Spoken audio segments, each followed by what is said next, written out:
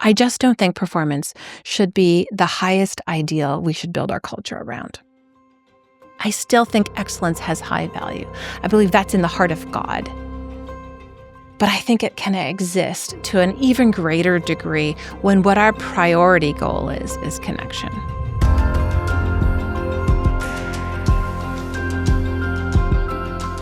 Hello and welcome to the Restore Healthcare Project. I'm Dr. Jennifer Kang.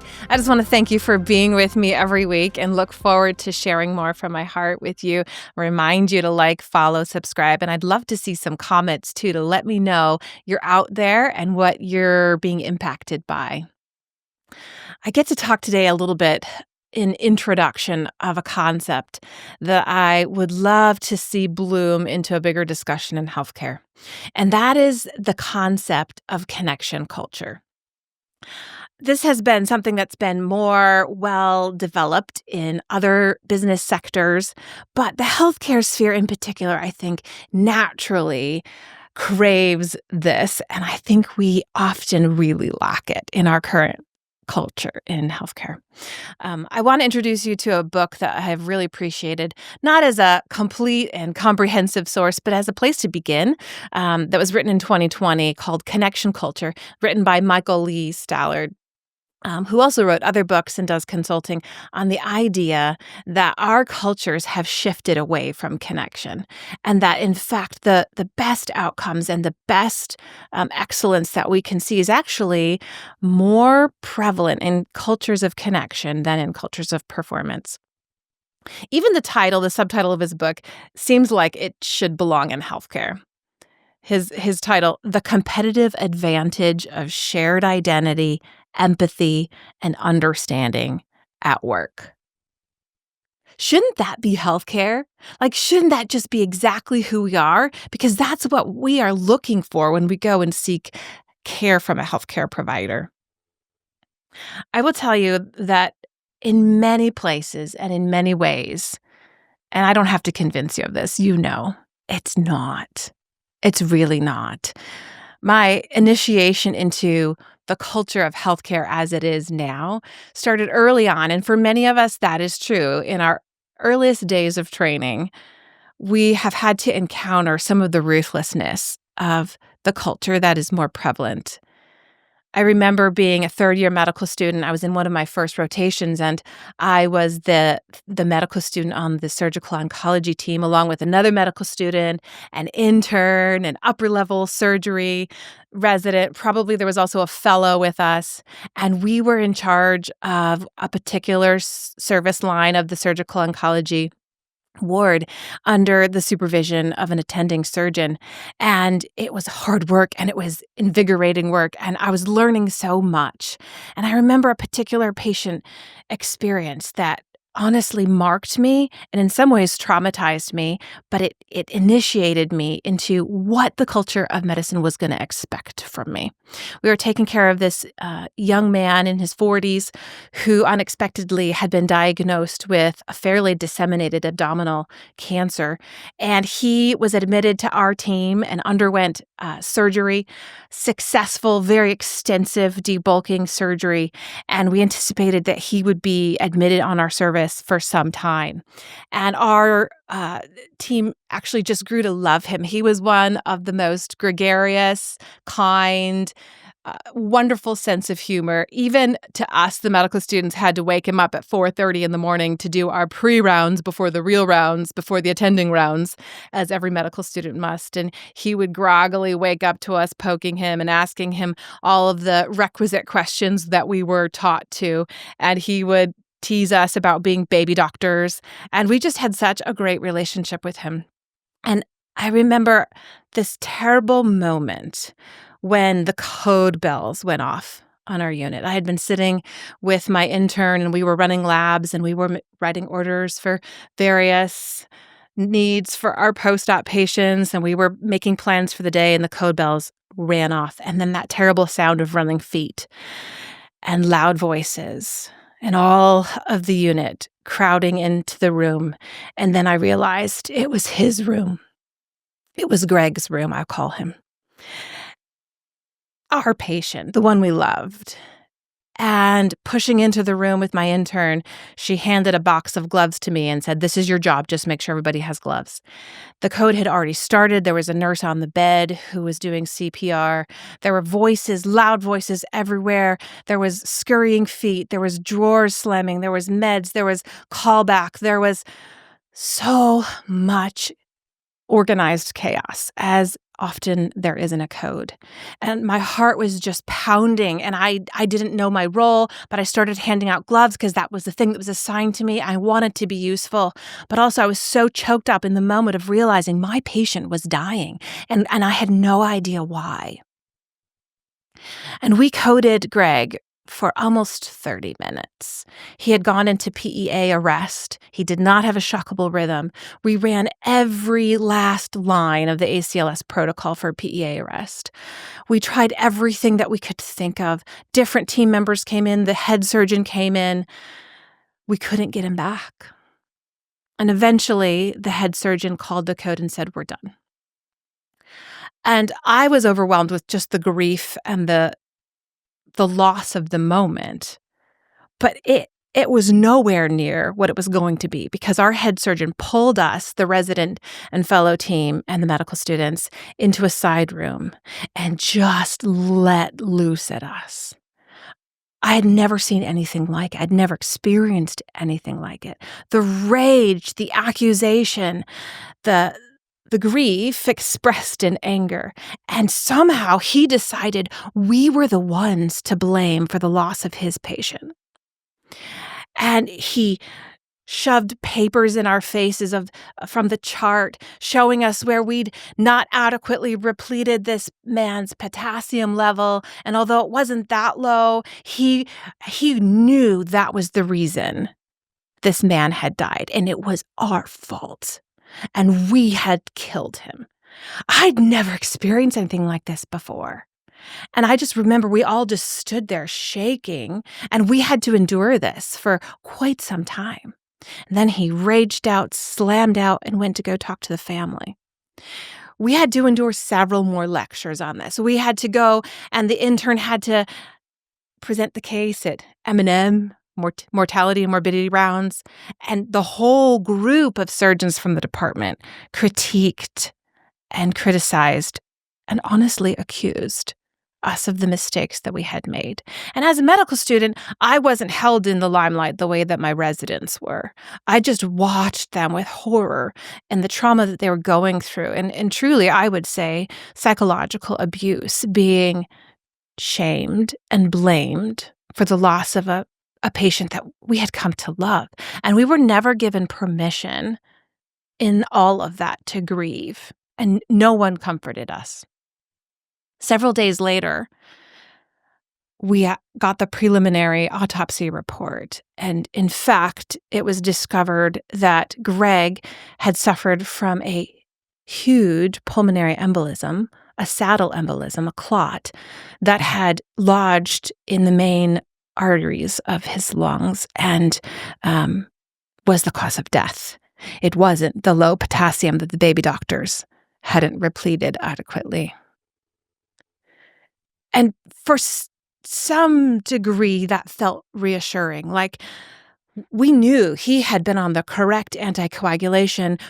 There was nothing that we could have done to prevent that. That is a horrible freak postoperative complication. And yet, no one came to us who had accused and shamed and apologized.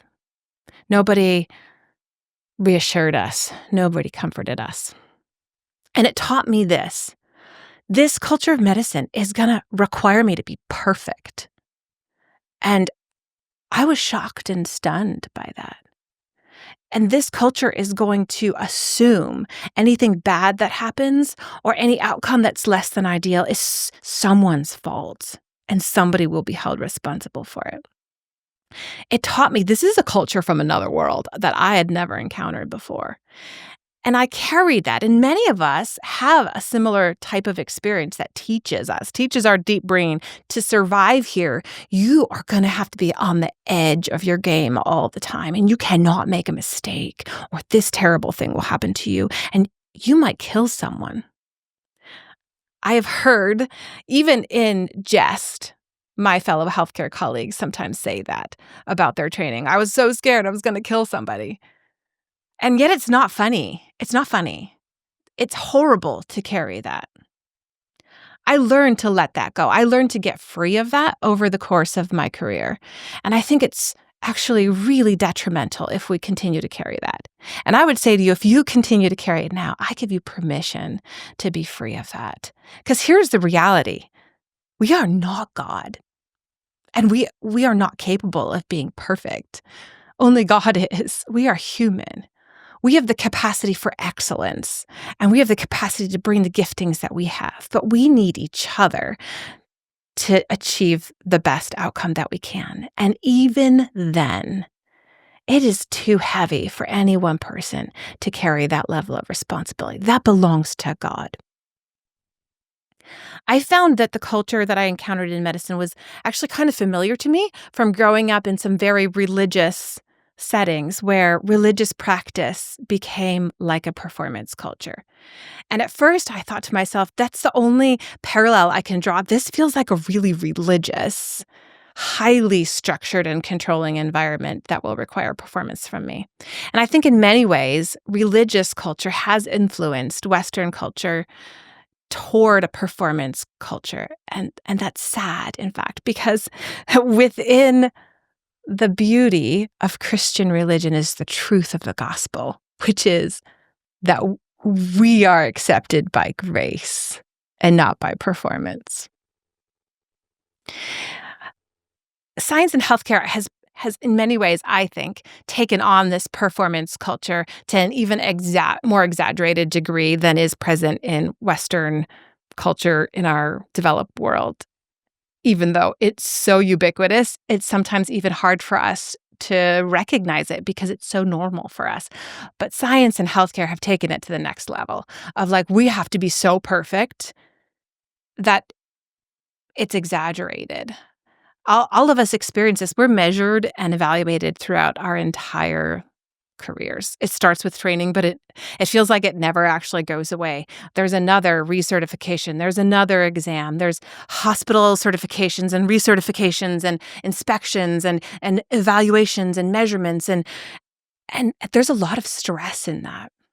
Somehow, I think our culture thinks that if we do all that, we're gonna perform better. But I think there's something missing because we are actually human. And in our humanity, we are essential and obligatory social beings. Like, we actually can't function and thrive well without strong social connections. Many romantic relationships start out with connection. They don't start out with performance.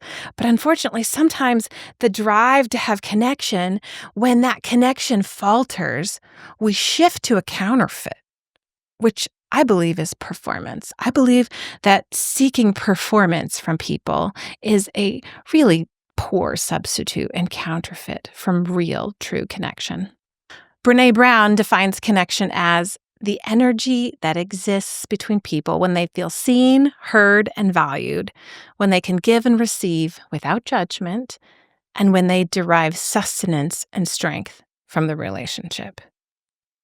Wouldn't that be great if that defined our healthcare teams? Strangely, when we lack connection, we often try to get it by seeking performance from others. And it's really weird because that's not going to get connection. But we do that. We do that in our romantic relationships. I mean, I complain about my husband's dirty socks on the floor. I complain about this. I complain about that. I complain about his performance. But what I'm actually really internally hoping and wanting is to be seen and known and to be connected with him. And when I feel securely connected with him, I don't mind the dirty socks on the floor so much. Ever think about that? I think it's one of the most fundamentally broken thing in the healthcare sphere currently is this switch from a connection culture, which is how we're designed as human beings, to performance culture.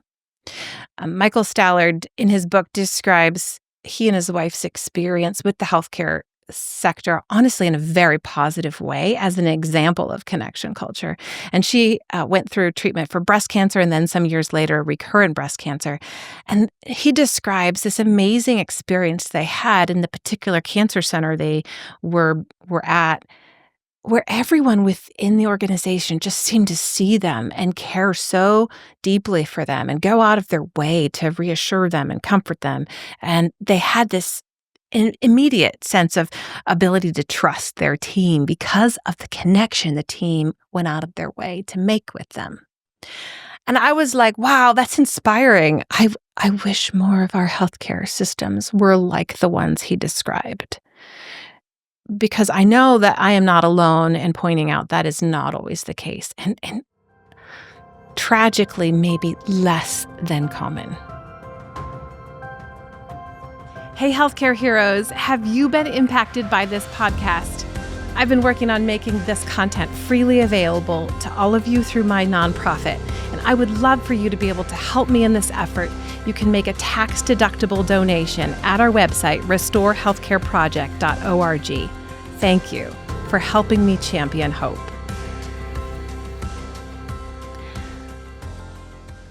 What if we didn't nurture just performance and productivity and outcomes, but we also measured or valued connection?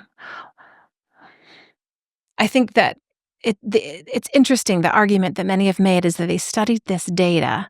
We think that we're going to improve our outcomes by focusing on performance. And it's clear that we believe this because there's no end to increasing regulation, guidelines, protocols, and assessments. But are we really achieving our goal? Are we really seeing outcomes and performance improve by honestly obsessing over measuring and evaluating? I think that having a focus where performance is our primary goal and everything else is subservient to that will rob us, or can rob us, of some of the essential aspects of what makes us human. So unfortunately, now we have embedded mindsets. It's hard to even criticize and innovate when you're within the mindset. It's hard for you even to recognize that you function in it naturally all the time because it's so part of normal for us. I remember I was trying to incorporate some of these connection culture values into my own practice, and I was teaching my staff, and I was trying to innovate on some of the approaches of our time together and of our programming so that we moved away from performance culture, that we stopped measuring performance, but that we started really focusing on connection. And I found myself right in the middle of doing the same performance mindset that I had always been doing, even though I had determined I wouldn't. And I found myself preparing my performance reviews for my staff, your annual review. And I'm writing in, filling out all the things on their performance review. And then suddenly it hit me. Like, this is exactly what perpetuates this culture of performance mindset. And here I am thinking that I have cleansed my business and practice from this culture, and we're still deeply embedded in it. And since then, I have stepped into innovating and developing. Not all of it has worked out well, but I'm trying to step out of that mindset, letting the Holy Spirit lead me into realizing where I partner with it and what I believe and what I do. So now in my practice, we have annual connection assessments where we actually ask our staff to evaluate how well they feel connected within our organization, who they feel most connected to, who would they confide in if they had done something poor or a mistake happened. Who would they feel comfortable talking to? Who would they confide in if they had a good idea? And it turns out that particular question is the hardest for people. It's the best measure I've found of how well a person feels connected. How safe do they feel to share their good ideas for what we could do to change and grow in our organization? Think of all the ways within your healthcare system where your system or your place of work is communicating to you that performance is preeminent. Think about how that could shift. What if? Do we really think that we're improving our bottom line, our outcomes, our patient experience. We're trying so hard, but yet our healthcare system seems so broken. And I think that culture that we have decided on together, and culture being mindsets and beliefs, together we are hampering our own growth because we are prioritizing something that ultimately sometimes disconnects us. Michael Steller talks about key features of a connection culture, which I encourage you to read through his book. It's just really practical and I think useful in beginning the discussion of how this could play out in healthcare. He talks about three different key features that are easy to remember: vision, value, and voice. And that vision exists when everyone in an organization is motivated by the mission, united by the values, and proud of the reputation. That's like uniting around something that you're going after together. And that value exists when everyone in the organization understands the needs of people, appreciates their positive and unique contributions, and helps them to achieve their potential. People in a connection culture value others as human beings and treat them as such rather than as just human doings. And finally, voice. Voice exists when everyone in the organization seeks the ideas of others, shares their ideas honestly, and safeguards relational connections. My heart yearns to see that in our healthcare sphere. And I think it is the heart of God, actually, for us, that He prioritizes connection and relationship with us. We know this because He was willing to give His Son to reunite us with Him. And I think within our experience with the Holy Spirit, we can find secrets to safeguarding and growing relational constructs within our healthcare system again. I think our systems recognize that patients need and want to feel connection. We have started to promote this more and more within our healthcare endeavors, but I think we have often failed in this because we failed to promote it and to shift it for our staff and for our learning novices. We haven't shifted the culture for them. That connection starts with us. If we want to give this to patients, we need it within our teams.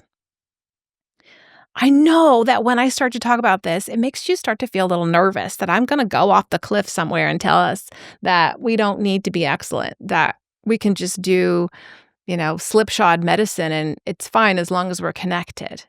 I'm not saying that.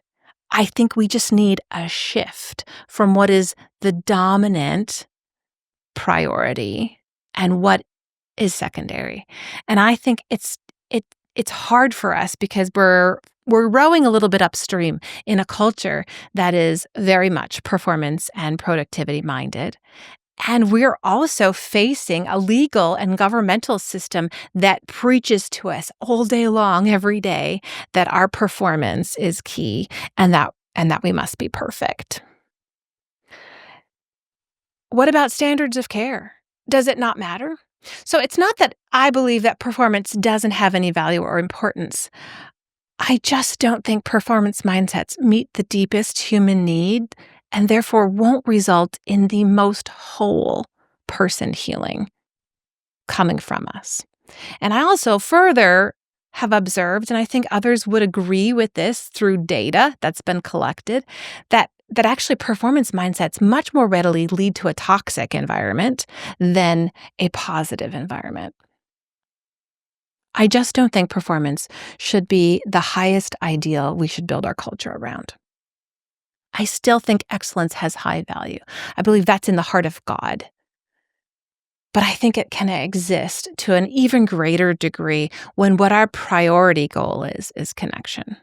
Excellence will naturally stem from our ability to connect with each other and each other's giftings, skills, when we trust each other well, when everyone has a voice, when everyone has value. It elevates the entire culture up. What if there are innovations and healing capacity that we haven't even begun to tap into because we've been stuck in a culture that will obstruct that?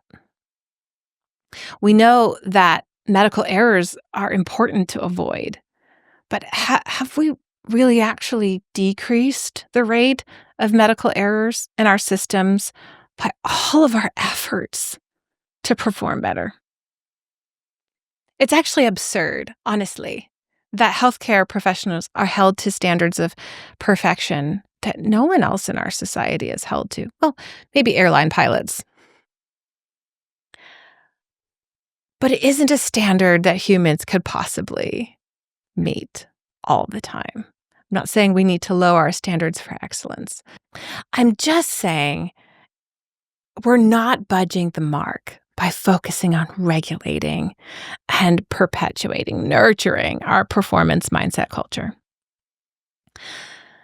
I think that our Christian worldview should be one of connection over performance, and that is just present in the life of Christ. It's the example of the gospel, which is that we literally receive all the gifts of a good father because Jesus reconnected us to him. We receive all the excellence and all of the power of the kingdom as a gift through connection with the Father by the Holy Spirit. And so it should make sense that the culture of heaven should be translatable to this culture. And there's some major inconsistencies and discrepancies in the culture of healthcare from what we see in the culture of heaven. In performance culture, I earn the right to belong because of my performance. I'm worthy to be here because of my performance. And often I think that is the message we are giving our healthcare professionals. We're telling that to our novices as we train them. You can stay here if you perform well enough. Otherwise, you're out. You're not good enough. In a connection culture, I choose to belong. I choose to rise, to be a part of this community, to find my place. I am worthy, because I was innately created to carry something special. And I discover what that is, and I learn how to join that with you. And you choose to allow me to belong. And we choose this connection together as a process. It's very different. Connection is the reason people come, and it will be the reason we stay.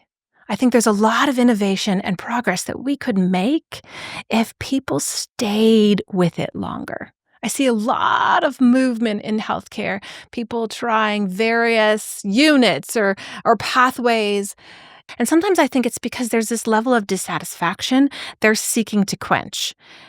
And maybe they think they just haven't found the right place to belong yet, but maybe they haven't actually discovered the connection that would satisfy them.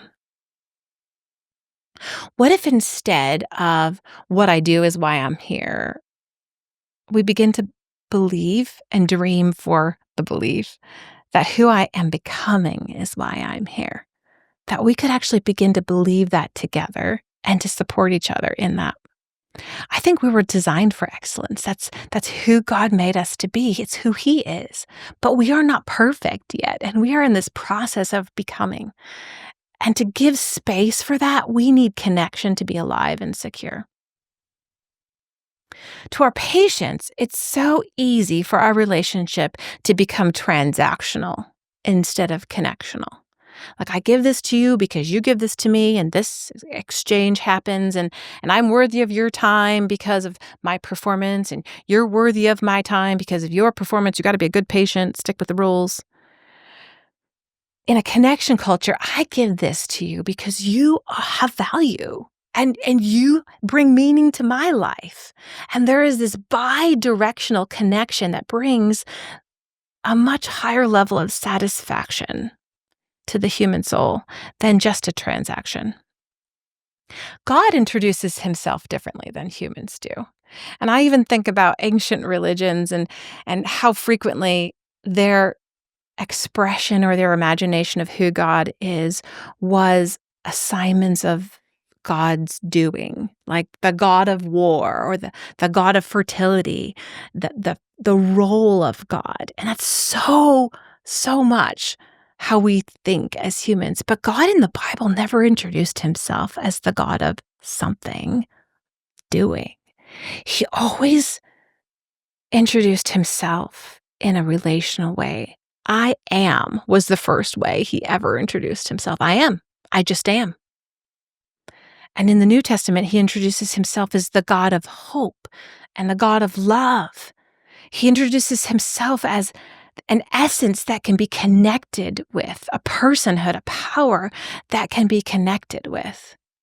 And that is the ultimate framework and template for who we are if we're fashioned in the image of God. If he is in essence a relational God, then we are categorically relational beings. And our most excellent expression of our identity and calling will come in the context that we were designed for, and that is within connection. How can we recover this original design for human connection within the healthcare sphere? Wouldn't you like to dream with me about that? What if dreaming together, we could see that begin to shift and restore within our culture? What if we could see new levels of excellence and finally break through barriers of care that we have not been able to crack yet? I'd love to hear from you. Comment with your experiences and your thoughts as we open up this discussion of what could it look like if we were to actually embrace a connection culture in healthcare and we'd sideline or downgrade the priority of performance. I'm Dr. Jennifer Kang, and this is Restore Healthcare Project. Hey, fellow doctors. I want you to know I think something really exciting is happening here in Redding, California. Physicians from all over the country are moving here to be part of the community restoration that we're envisioning. We are currently actively recruiting in the specialties of obstetrics and gynecology, neurology, and primary care, although we have many needs in other areas as well. If you feel drawn to become a part of this, I invite you to connect with us at our website, www.restorehealthcareproject.org, and click on Get Connected. We have a vision to restore hope into the healthcare of a region.